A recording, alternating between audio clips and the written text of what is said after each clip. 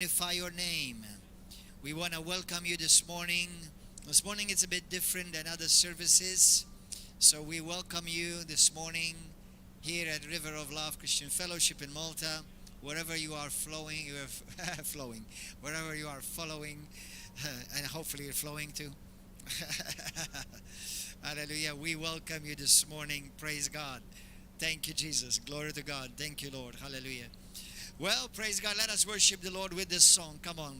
Let's worship the Lord together with this song. Go for it.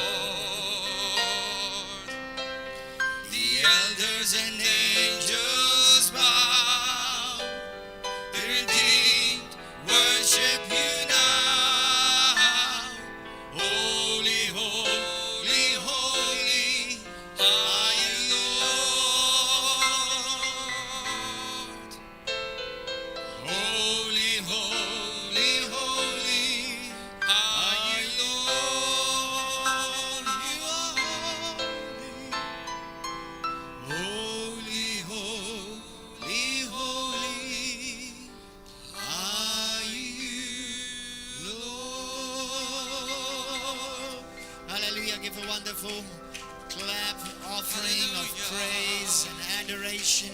Come on, sing hallelujah, shout hallelujah, shout praises, hallelujah, shout the praises, shout the name of Jesus. Salalamando rocco barasai. We worship you, Lord. Shalalamanda radia sondolaramandi hirabako munjarani. Shoyarama miyako barama diriaboboso. We worship you, King Jesus. We worship you, King of kings and Lord of lords. God of gods, Lamb of God, Lion of the tribe of Judah. Be seated in the presence of the Lord, brothers and sisters. Today it's it's already 2 weeks almost, and we're going to continue to worship. Stay in the attitude of worship. But today it's almost already 2 weeks have gone by in this new year 2022. And I want you, no matter where you are, whether you are from home today, number one, once again, we are here worshiping the Lord. And I trust that no matter where you are, in your home, in your country, possibly even at work, you worship God with us in the Spirit. But I do believe I have a fresh word in my spirit for the season. So I encourage you that you hunger for it, okay? You hunger for that word. And I want everybody to really listen intently.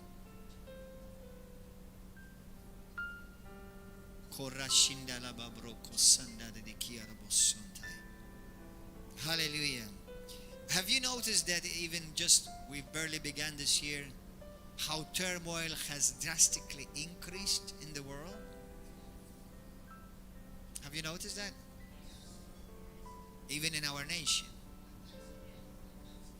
But it's okay. Because we shouldn't be surprised. Jesus already warned us of this. The dark will continue to get darker, but the light will continue to shine brighter. Hallelujah. I want to greet our brothers and sisters in churches and ministries. So both those are part of this altar and ministry in Uganda, Nigeria, Kenya, and also in Switzerland, in Canary Islands, and America, England, Australia. Hallelujah, we bless you. Also those in Pakistan and in India, we bless you. Let this word reach you, bless you, and let this word bring healing to you and position you for the next season of your life. Amen. Hallelujah. Praise God. I want us to go today to the book of Revelations chapter 3. Go to the book of Revelations chapter 3. Look at your Bible. I want you to see something. Revelations chapter 3. Hallelujah. Sometimes when we hear a preach, we think it's for everybody else except for me. Listen. Tell your neighbor, this is for you. Look at them. This preach is for you. Okay, so stop thinking that's for everybody else except you. Amen. Hallelujah. So when I say go to your Bible, it's not to everybody else except you. That's you. Amen. Hallelujah. Jesus, have your way in this morning. Speak to your people all over the nations, and speak to this nation. Revelations chapter 2. Today, as we are still in the beginning stages of this year, I've asked the Lord this week I've asked God, I said, Lord, what do you want to say? What do you want to say to Malta? What do you want to say to the people of River of Love? What do you want to say to the church in this nation? And what do you want to say to the church all over the nations? Out of 100 people, about 99 of them believe that we're nearing the coming of the Lord. How many of you believe that we are nearing the coming of Jesus? How many of you believe we are living in the last days? So you better be careful. Don't run like some dumb herd. And because everybody is doing it, you do it too. Because there will be a point of no return.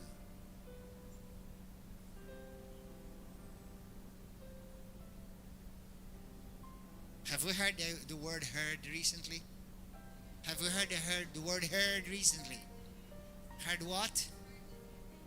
The herd that didn't hear. The herd that haven't heard what the Spirit of the Lord is saying. Careful. Because there will be a point of no return. And before many will lose their souls, they will lose their minds. And that's a warning from God.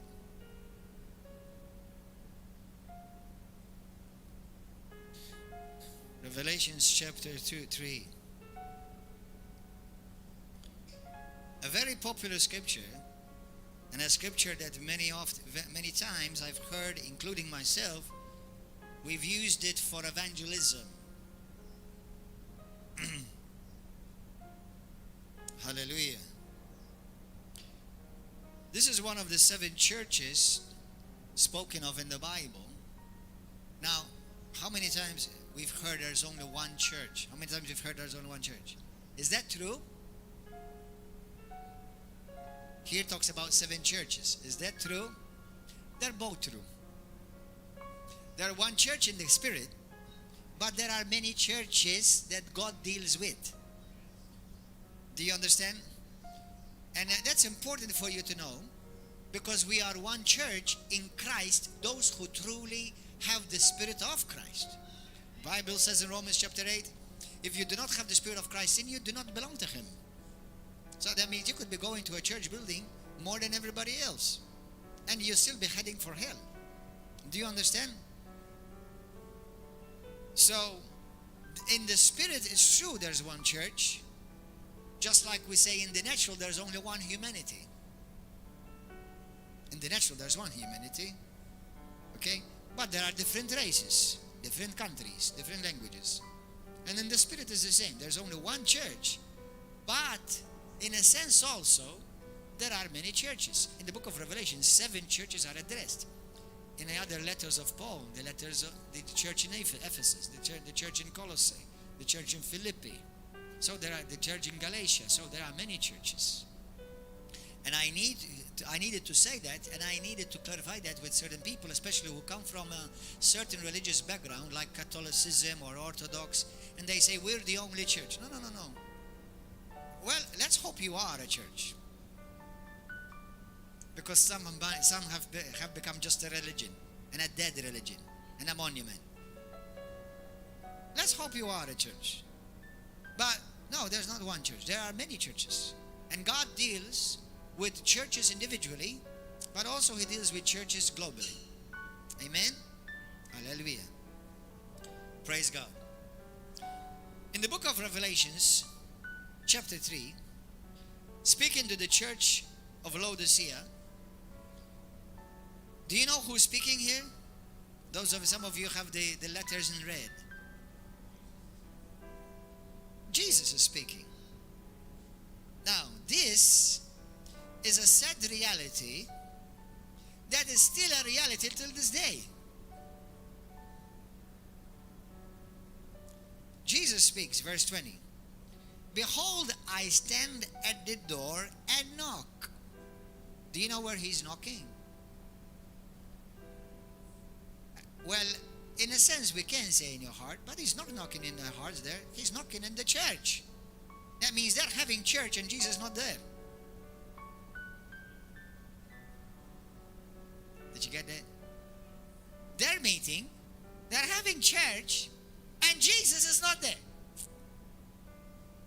And I'm not shocked, neither surprised, because I know many churches like that.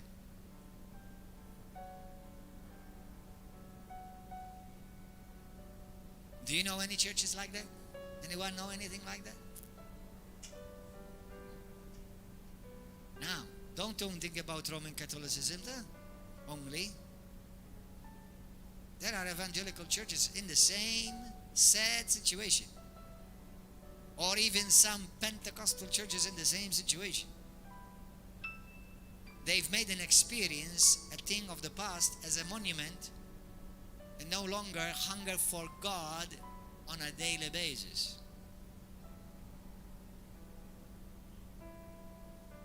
Amen. Let's continue to read. Behold, I stand at the door and knock.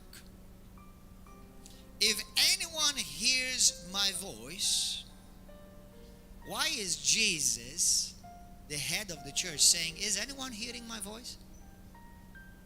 Jesus is saying, is anyone hearing my voice?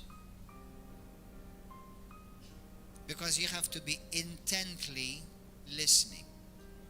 Are you listening? Church of the Living God, are you listening? You who go to a church building, are you listening?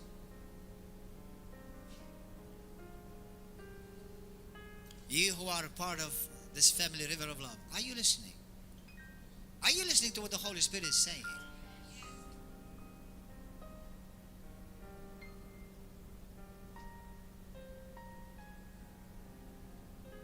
I want to share with you what have gone through my mind in this last 6 months approximately. A few months ago, I did a study, we did a series of teachings here about as the days of Noah.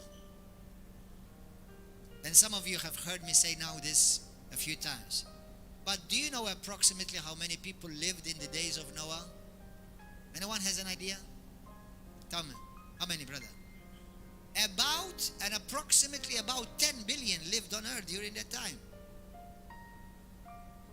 Not 10,000, or just a neighborhood. 10 billion. Research, go and do your research and it tells you. They estimate somewhere between 5 to 10 billion lived on people on this earth. And only 8 were saved.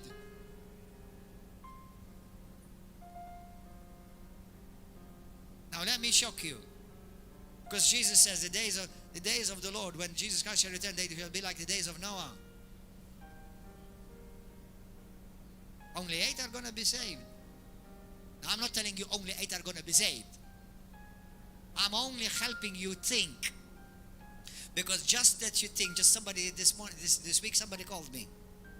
And they say, they were talking about me about the mark of the beast. And I'm not going to go there. But they said to me, well, it's not fair. Well, it's not fair. Where have you been? The Lord has been speaking. Where have you been? Where have you been? Have you been listening? Well, I know where he has been. He definitely has not been in church. Because the word of the Lord is delivered from church. Not from YouTube or Facebook. I know some of you are on YouTube and Facebook right now. Now, I'm going to talk about that in a moment. And I'm going to make a bunch of you on YouTube and on Facebook very nervous. Because God did not create church so that you can just listen to a message on YouTube and Facebook. Now, I listen to many messages on YouTube and Facebook, but it never replaces church. Never. And I tell you why you do that. You want me to tell you why people follow church on YouTube and Facebook? Because they are disconnected from God and they don't know it. They don't realize that they're dead. Now, I give an exception for only those who may be in bed, sick. I understand you may not be able to assemble or fellowship. But don't stay there comfortable. There are many Christians who have died and they don't realize it.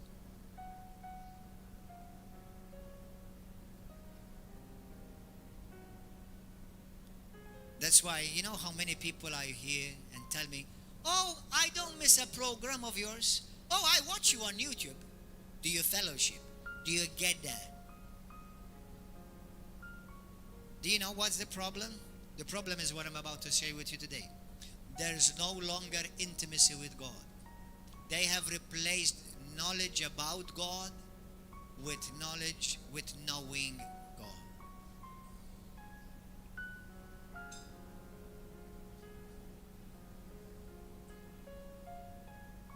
Churches, God did not create church. Listen to me. Well, listen to the Holy Spirit. God did not create church for people to go and brush on their church history knowledge. God did not create church so that you can go to church and just have a nice lesson and refresh history or Christian history. God created church so that people will assemble, come hungry, and have an encounter with Him.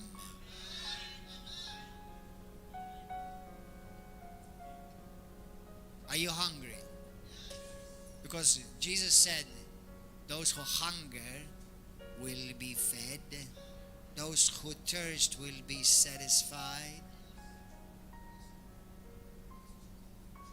And I've said it before and I say it again.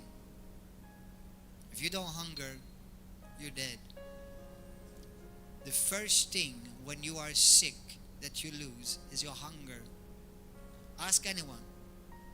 People who have had COVID, had flu, had other sicknesses, and thank God they're healed. You know what they tell me? I'm not hungry. I don't want to eat.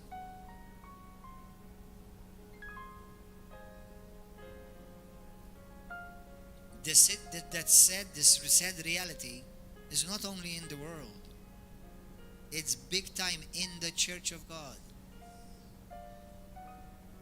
So now listen. There's a difference between me asking you questions to make you think than me saying certain things, thus says the Lord. This is not thus says the Lord. But I want you to think. I will never be shocked that only few will be saved. Because many are giving in under pressure. And if God did it the first time, what is the difference between humans before the flood and humans after the flood? They were both created in the image of God, brothers and sisters. What's the difference? I think the only difference is that we are more accountable because more has been given to us. That's why the Bible says Jesus went to preach to those souls who perished before the flood. He's not going to preach to you another message. You know. We know. Every time, write this, and you can put my initials after. Saying by Gordon John Manchè. Every time you follow the crowd, you will fail. The crowd was against Jesus. The crowd was against John the Baptist. The crowd was against the prophets of God. The crowd was against the apostles of God. What makes you think just because you follow the crowd, you're right?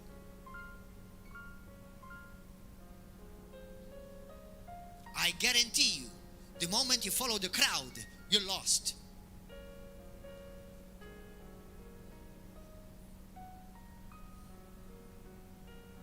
Follow Him. And I assure you, Jesus is not following the crowd. And what's popular and what's new and what's being heard the most. Careful. Ask the Lord, Lord, help me, Lord, to hear your voice in the midst of so many screaming and few listening. Many screaming, but few listening.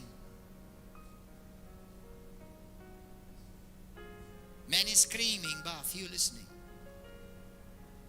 Hallelujah.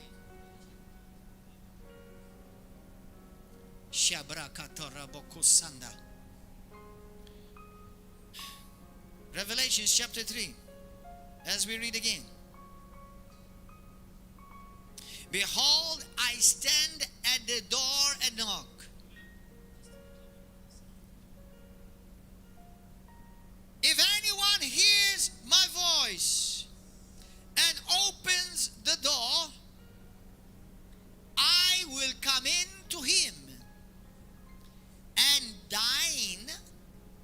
with him, and he with me. Brothers and sisters, I want to share something with you. Did you know that we have a good idea what heaven looks like? Do you know that? The Bible describes heaven, right? If you remember when Moses was called up in the mountain, do you know what God showed him? He showed him what heaven is like. And you know what God said to Moses? What you saw up here, I want you to make an exact copy on earth. That's what we call the tabernacle. Now the tabernacle is divided in three. You've got the outer courts, the holy place, and the most holy place.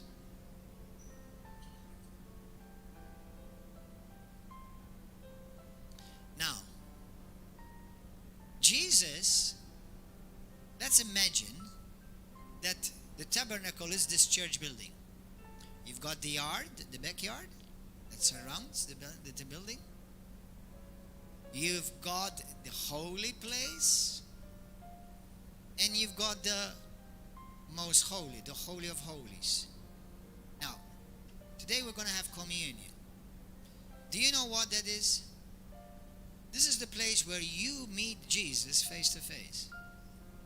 Communion is the place where you meet Jesus face to face.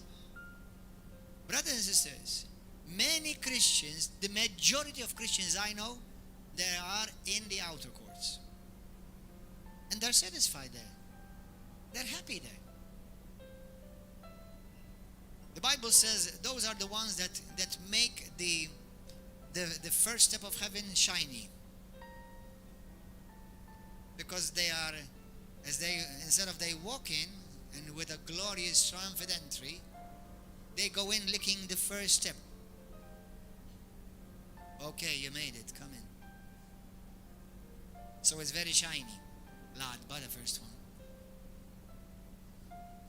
But you know the Bible says that they don't see God. They're in heaven, in the third section of heaven, third level, but they will never see God. They are not in hell, thank God. Then you've got the holy place, where people, they may be walking with God, they have more hunger with God, they're trying to be obedient, but they're still not intimate with God. But then there's a few, very, very, very few, who are not satisfied in the outer courts. And I'm not talking about the world. The world are lost. The world are outside. The worlds are where there is gnashing and shaking. The Bible says gnashing, what is the other word? Gnashing and trembling and grinding of teeth. I'm talking about the church. Those who are born again, not just because they go to a church building. Those who have truly had an experience with God. But the problem is that many have experienced God in the past and they stayed there and they built a monument. God wants you to have an experience with Him daily. Daily.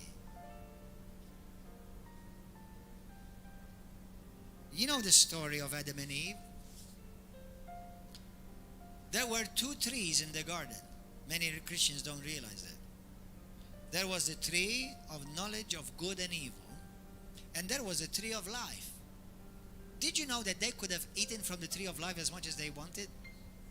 Jesus said, God said to them, was Jesus too, don't eat from the tree of knowledge. Today, many Christians still are eating from the tree of knowledge. Why? Because they've replaced learning about God, learning about church history, Christian history, what Jesus did in the past, and they don't have an intimate relationship with Jesus anymore. So they come to church to learn something about God. And you can tell there's no transformation in their life.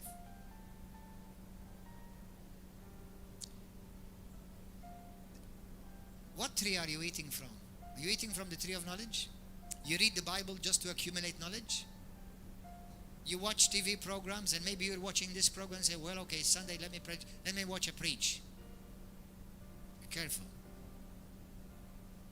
Because you're either lost and dead and and you don't even realize it, or the most, you are just in the outer courts, or the inner courts anyway.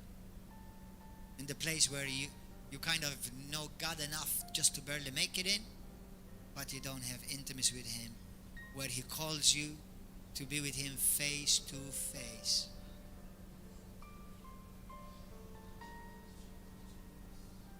Amen. Go to a scripture which most of you know it well. Some of you know it by heart. 2 Chronicles 7. 2 Chronicles chapter 7. Verse 14. Anybody knows it by heart? Let me see. Let me hear you say it by heart. Come on. Say it.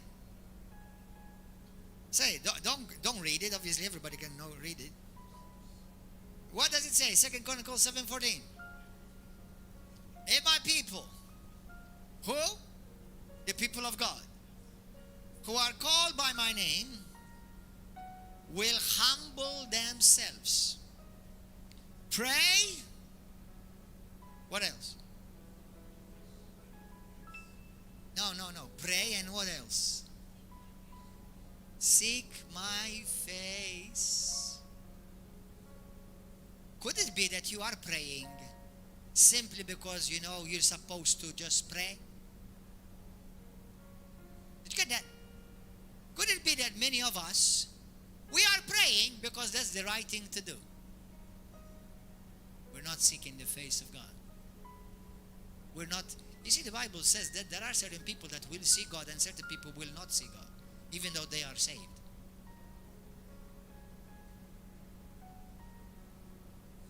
You see, Darren, for me, that yesterday jumped out. And though I spoke similar messages to this before, but it is so fresh in my spirit. Brothers, those that will be with Him in the place, in the Holy of Holies, those who will delight in His Word, those who have an intimate relationship with God, are those who seek His face. Some of you may have heard it said, those who seek His hand, or seek His work, or seek His people. Now, all of that is good, you understand? But that does not equally means the other, seeking the face. I'll give you an example. My sons, I have 2 sons, and obviously they have needs just like we all have needs. If my son only comes and talks to me because they need something, out of my love for them, I give it to them. But that does not mean that my son has an intimate relationship with me. He's not seeking me for me. He's seeking for what he needs. In this year, which could be one of the years, I don't know. Nobody knows. Which could be the year that may be caught up. Who will be caught up? Those who seek His face.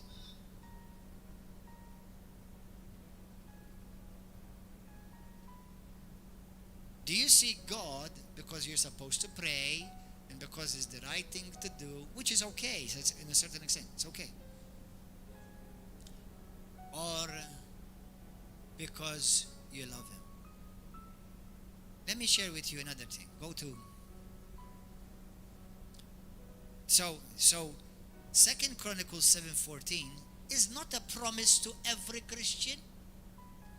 It's a promise to those who seek His face. You know, let me ask you this. I'm just talking with you, right? Sometimes I talk to you. Right now I'm talking with you.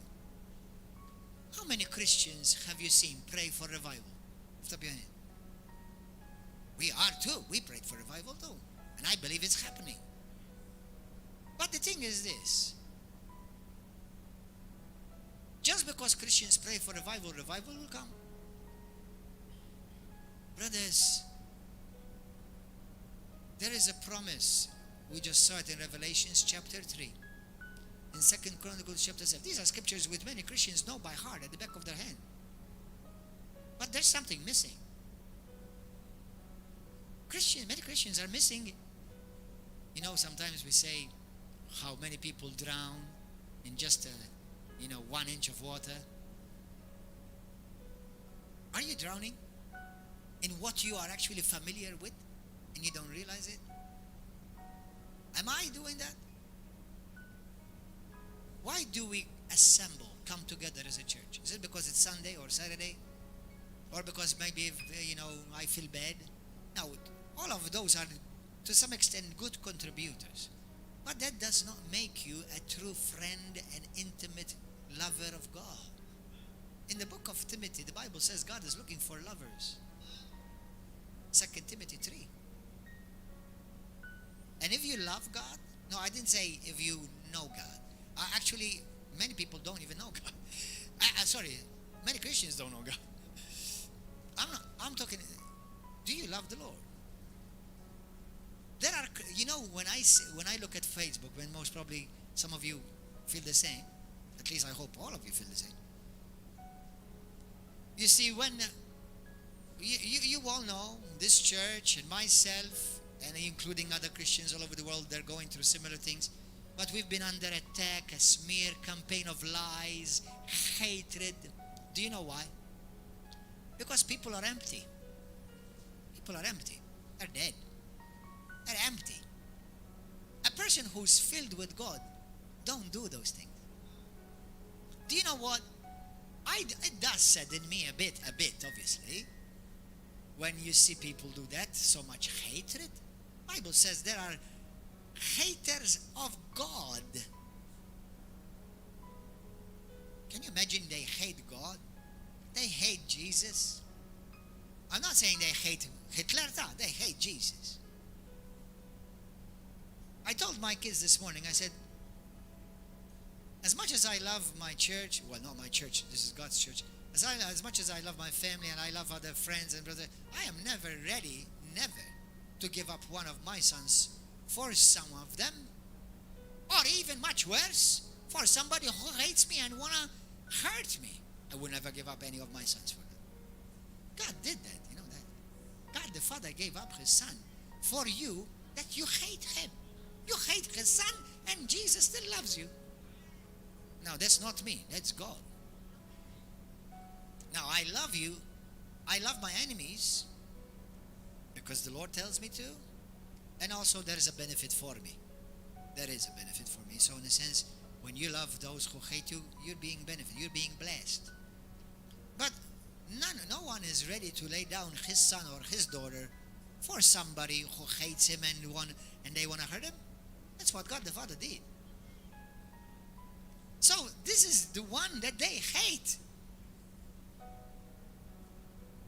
And now we get surprised if they're full of demons. No, don't be surprised. And I'll give you a prophetic word right now. You're going to see more people being filled with demons.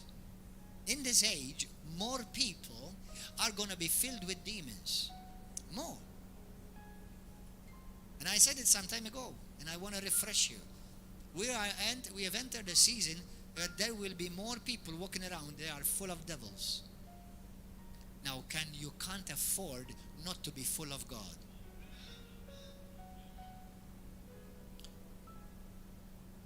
You can't be a status quo Christian. You can't be just a church goer. You have to be a man and a woman filled with God.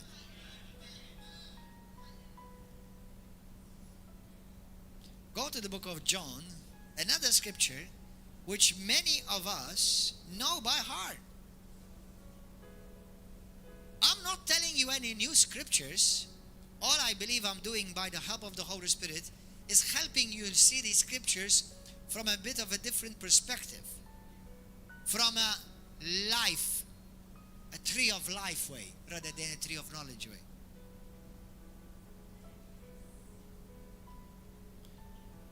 The Bible says knowledge kills and puffs up. Love is not your love, though. It's his love. Love builds up. 24. 23. Look at this. I want you to see this.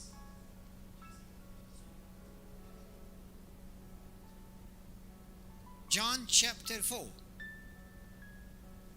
23. Look at this. But the hour is coming, and now is, when true worshippers will worship the Father in spirit and in truth. Now listen to this. God Almighty, the creator of the universe, if he sneezes, me and you will be disintegrated. He says, for the Father is seeking such as these to worship him. What God is seeking?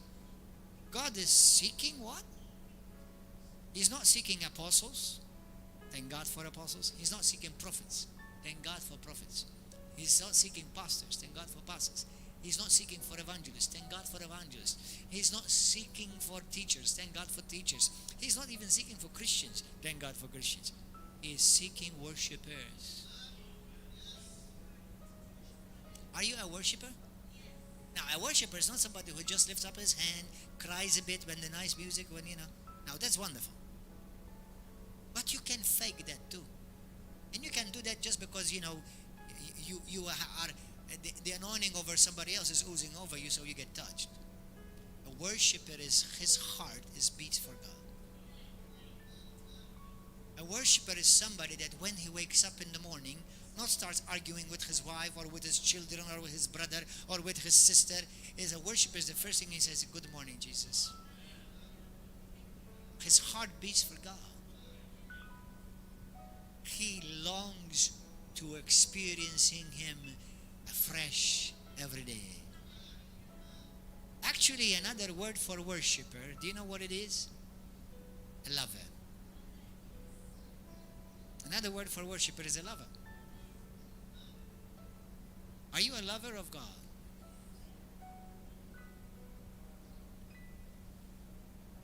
Isn't it awesome? Now, can I tell you something?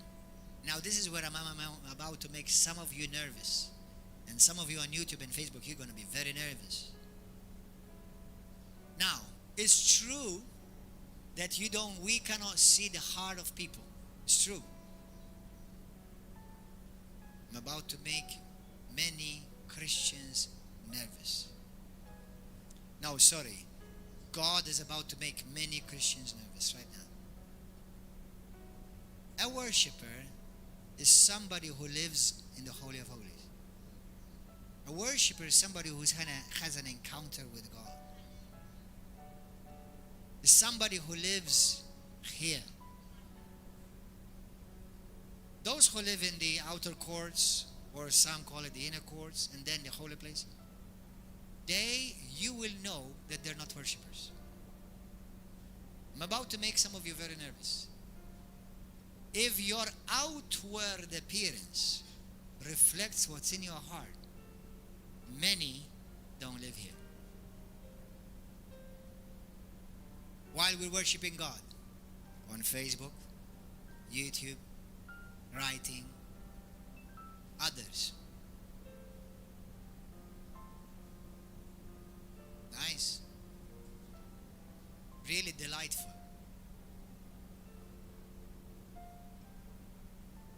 We're worshiping the King. Yon kella. Others, worshippers. Now, I'm not talking about the act itself, although it does matter to an extent. But remember, what's on the inside will reflect on the outside. Worshippers.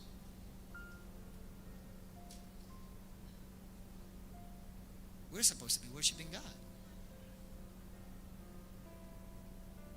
And if you're offended at me right now, be careful. You may not even be in at all. You may be still outside.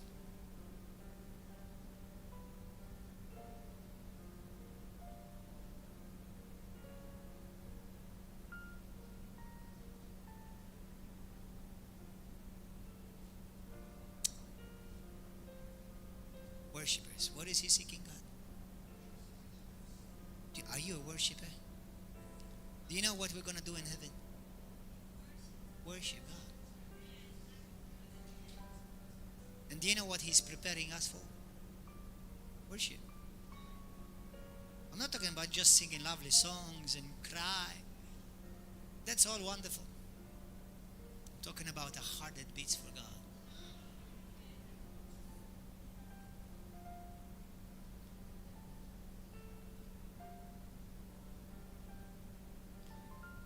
And there are many Christians that they don't know that they're lost.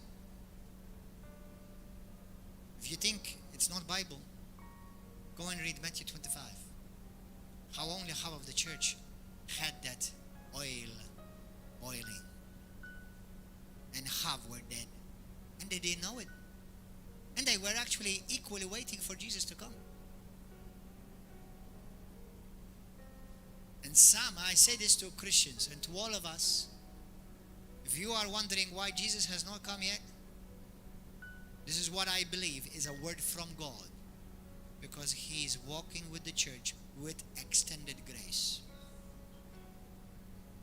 Because He knows if He comes now, many Christians, they will be left behind and lost.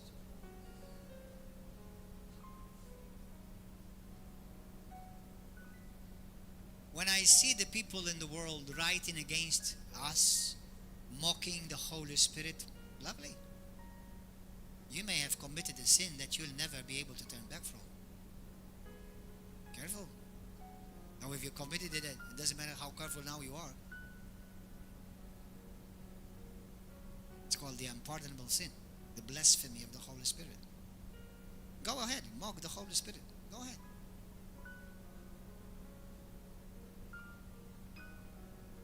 But do you know what grieves me? Not the sinners.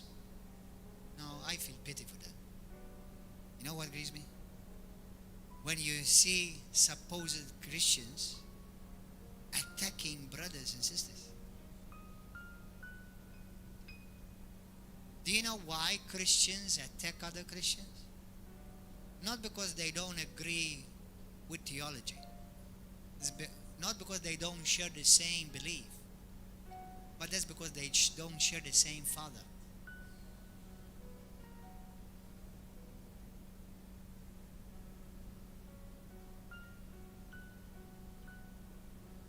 Church, wake up. I believe, my spirit, what's happening in the world, and let me speak specifically about Malta. I believe a lot of it is God doing it to try to wake up the church and trying to get the church attention, the people of God attention, and trying to get the church ready. In my spirit, I see like a big bag, like a big well of water over Malta.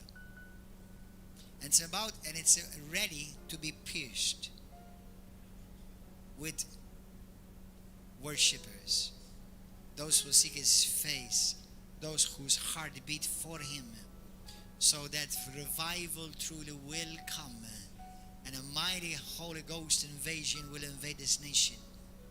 And you know where that's going to come from? From people whose heart beat with the heart of the Father. Not who goes to church because Nana told me, because my friend told me, because my husband told me, because my wife told me. No. The church at large needs to repent. Jesus speaks to the churches in Revelations. Many of them, He tells them to repent. Come back to your first love.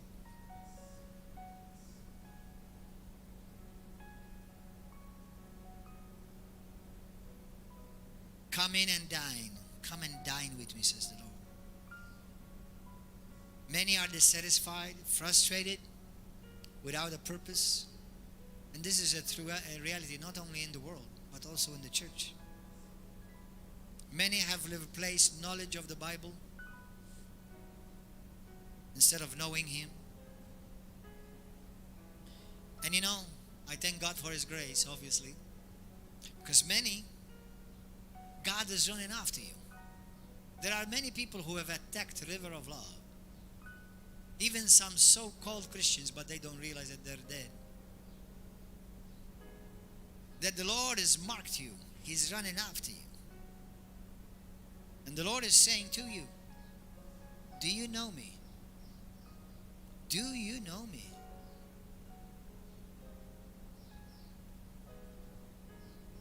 People, they don't go to church because of work.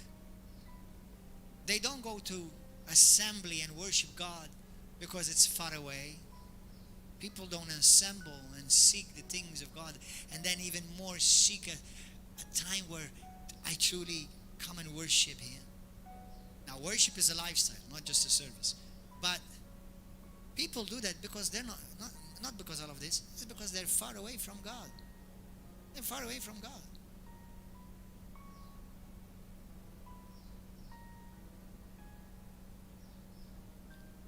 Don't just ask the Lord today to come into your life. Don't just ask Him to come in. No. Ask Him to take over. Do you know why I tell you that? But doesn't the Bible tell us to invite Him in, Pastor? Oh, absolutely. But the thing is, you know what we've done? We've asked Jesus to come in, and we've put Him in a room by Himself. We've compartmentalized Him. Now, this is the area of Jesus. This is the area for me. This is the area for my hobby. This is the area for the movies I like.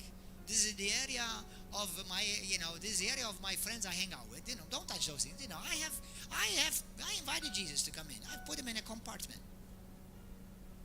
And I do the Jesus thing on Sunday morning. You're lost. You're lost. God wants all of you. All of you. Because all of you have to enter to heaven, not part of you.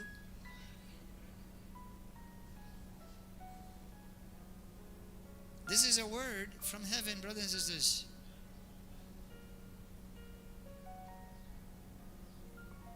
That's why many of you stopped attending church. It's not because of COVID. Not true. Nah. Stop hearing this nonsense. No, I know COVID exists. But did you stay at home where people were dying with flu? I believe it's another flu. I believe it. That's what I believe. And that's not because I believe it, because I had a vision. I actually followed true science. Not what do you call fantascienza bil-Ingliż. Exactly. I followed science. Many are following science fiction. And true science says it's another flu, and if you build your immune system, and if you take care of yourself, it don't affect everybody the same. But for years we've had people, even in Malta, about 4 or more people every month die with normal flu. We don't have that much people die with COVID. We never stayed away from coming to church and worship God, not because it's the religious thing to do, it's part of the worship experience. Amen? Hallelujah. Are we ready to pray? Are we ready to have an encounter with Him? Brothers and sisters, listen.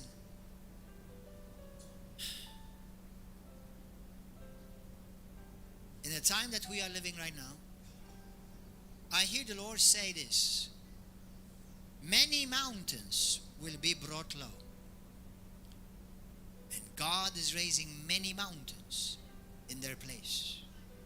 I hear in my spirit, and I've been hearing this for a few months now, I hear in my spirit the Lord is going to invade the political arena. Because the Lord did not raise up an evangelical church or a Catholic church. He raised up an apostolic church.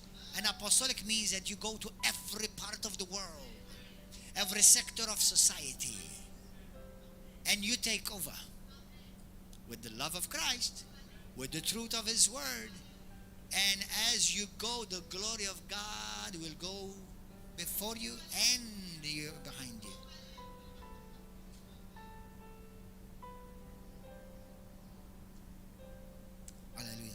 Just pray in the Holy Spirit. Pray right now.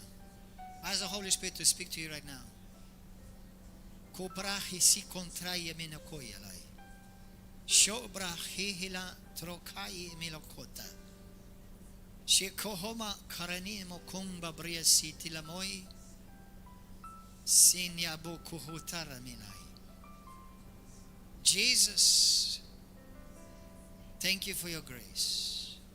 Thank you for your mercy. Thank you for your love. Let this word revive, awaken your church.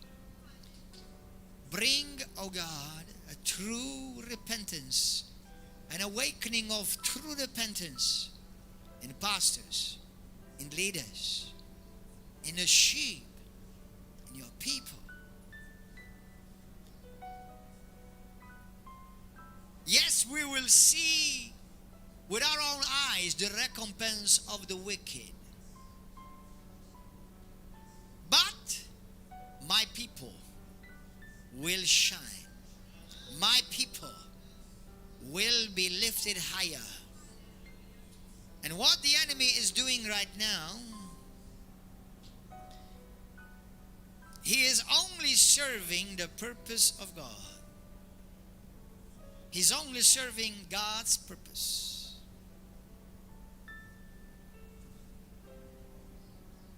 I want to tell you a word. The Lord gave a word to my wife a couple of days ago. She shared it yesterday. And also, He gave a word to our sister that I believe that she has entered her prophetic office in this season. And also, you know, I've told you in these past days how the Lord, because of what the enemy has done, what the Bible says in the book of Genesis, what the enemy has meant for evil, what the enemy has done to destroy me and to hurt me, God instead turned it for our good, so that many people will be saved and the nations will be saved. Do you know what I believe is happening right now? God is preaching the gospel and the devil is paying for it. Let me tell you something. We've hit a barrier that we've never had in all of years before. When we used to have, you know, the most of the views that we've had on our YouTube channels, the most was 7,000 or 8,000. The most. Some of the messages. The most. The average is between 500 and 1,000. Do you know in the last week it went to 65,000? And it's free.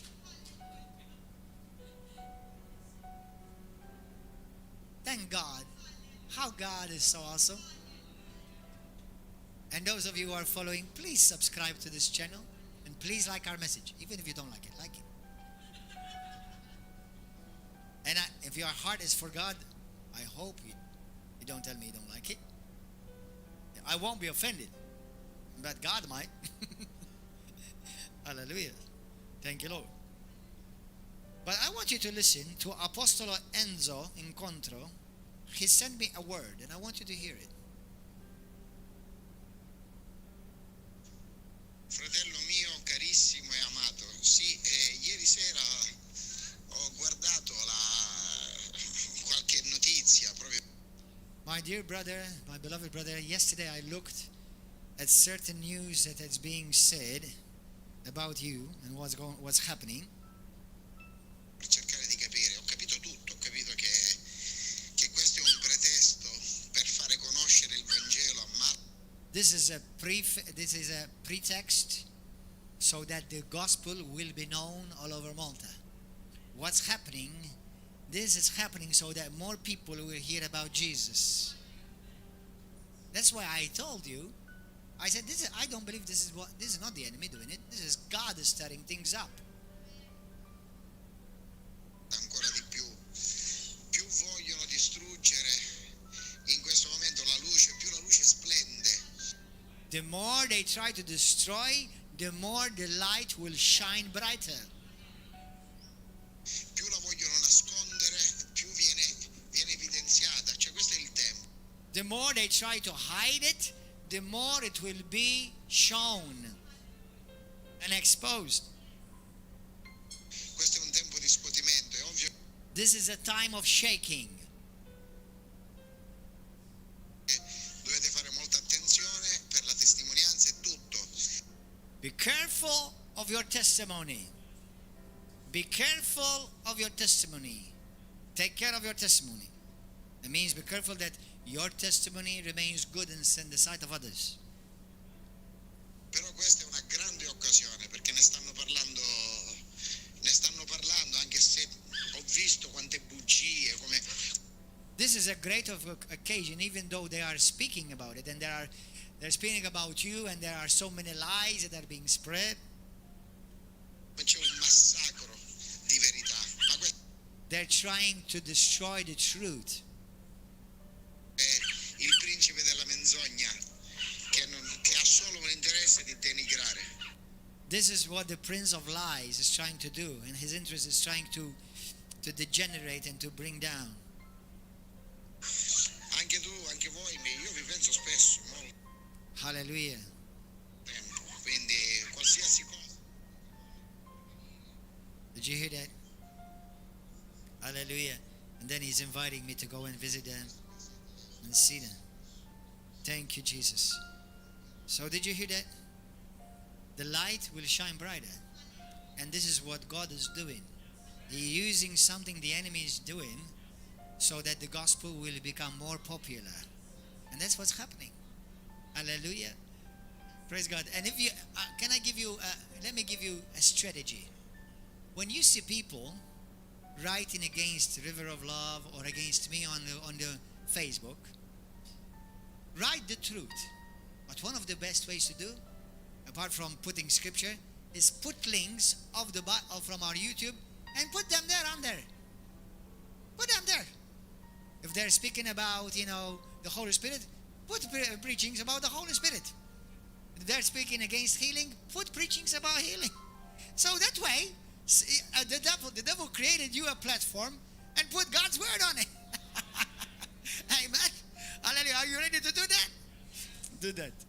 Now, for those of you who are listening and who are following, brothers, God is calling His church to His passionate love, to an intimate love. He's desiring worshippers. Can you imagine God Almighty saying, I have a desire, and only you can fulfill it for me? Only you and me can fulfill the heart's desire of God Almighty. Almost, I'm sorry, Lord, I'm not trying to disgrace you, but it's almost God has a need. And that is for us to love Him and to worship Him. And that need can only be fulfilled by you. Amen?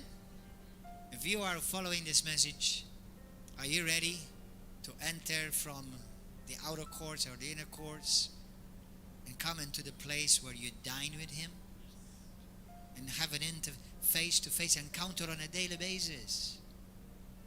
Are you ready to stop eating from the tree of knowledge of good and evil and then instead start eating from the tree of life? Who is life? Jesus is life. Are you ready to come into the inner room? Come and dine, says the Lord. Come and seek my face. Not just my hand. Seek my face. And then you will see the glory of God rising upon you, and the nations will see it. And though they may criticize it, they also know they cannot touch it. If you want to give your life to Christ today, truly, if you want to step up today and be from just a churchgoer, you didn't realize that you are dying, you're ready to repent. Isn't that interesting? Jesus does not call the church to repent from pornography or from lying or from stealing. Do you know what He calls them to repent from? Because you no longer love me with a passionate love. No, I love you, Jesus. No, repent. What? I told you I love. No, I don't want you to just love me and have me as part of your life. I want you to be my life. Isn't that interesting? You see, the sinner, you can tell him to repent from different sins. But Jesus says, repent from your lukewarmness. That means you've lost your fire. You lost your fire for me. But I no longer watch pornography. I don't lie. I give my tithes. Good, but you lost your fire.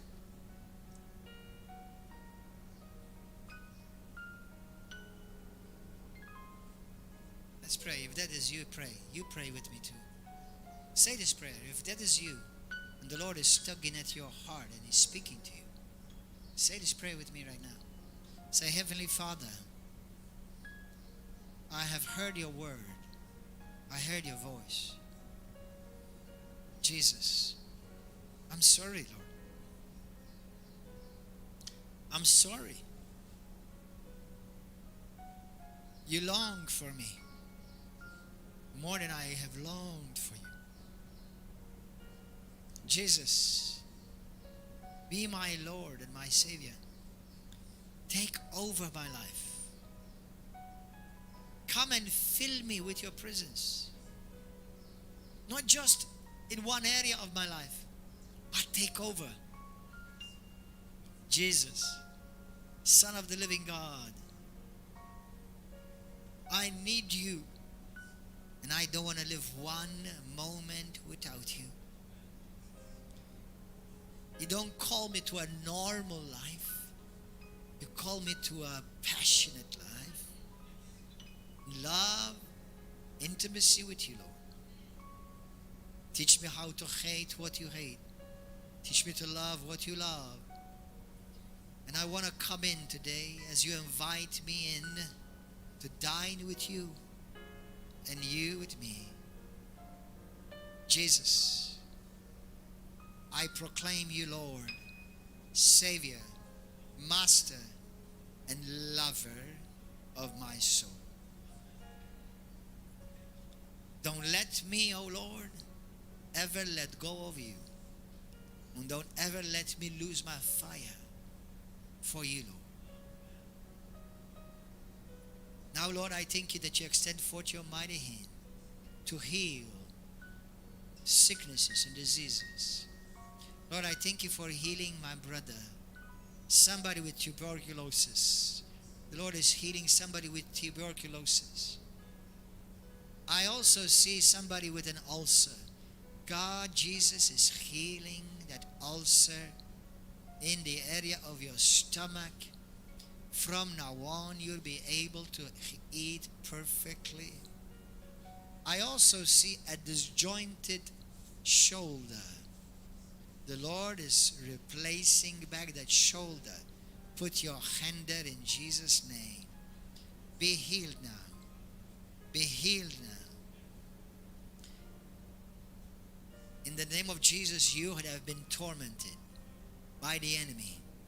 May the fire of God right now consume the works of the enemy over your life.